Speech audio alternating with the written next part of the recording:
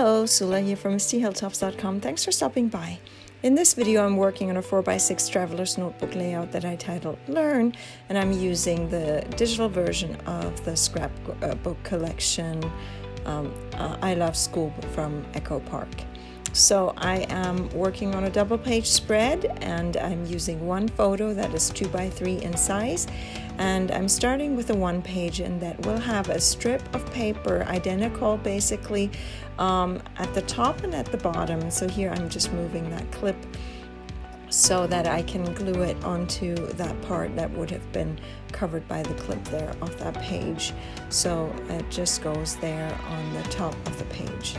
And it's basically, I'm using the center of the page as a dividing line to kind of divide the layout, and so there is the one part that is on top and the bottom, and then the other part goes basically along the center of the page. And here I'm just cutting off that excess piece of paper so that I can then glue it onto the other page there.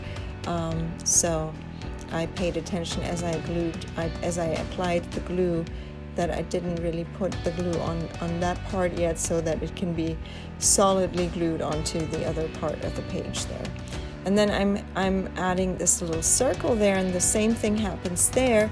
I will have to basically cut it apart, and I noticed I already put the glue on both parts, so I'm trying to work quickly there so that I can still glue it on before the glue dries, because the glue dries really quickly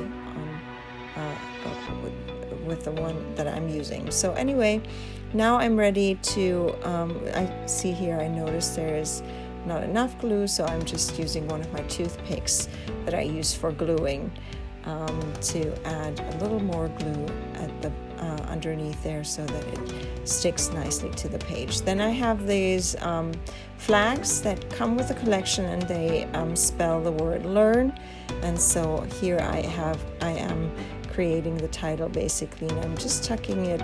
Well, the photo isn't glued down yet on purpose so that it's easier for me to just put the word together, put the letters together, and then I will be able to glue the photo on top of it. But this makes it easier going with the layer that is underneath first before I glue a top layer on top of this. Then I have this little word bit piece that also comes with a collection, and I'm adding that. The book is a die cut that I watercolored, so there's a mixture of both. It's dyes and watercolors that I'm using there. And then the other part is a stamp that comes with a stamp and die cut set, and then I just with colored pencil colored the pencils that are on this little die cut stamp piece there. And then these flowers are die cut that I just added some rhinestone in the middle, and then also shaped them with my ball stylus before adding the rhinestone there in the middle. And then I have a few more embellishments that came with the collection that I can now add to this, and that will basically finish my page with just another flower there that will go. And so I'm trying to create a visual triangle with the clusters that I'm working on. And then I have these word strips that I like to use as added embellishments on my pages. I create them myself and share them as freebie on my blog, MistyHilltops.com. These are school themed, and if they have not already been made available, will become available at some point. So I just made them to match this collection. I love school, but there's also black and white versions of this. So anyway,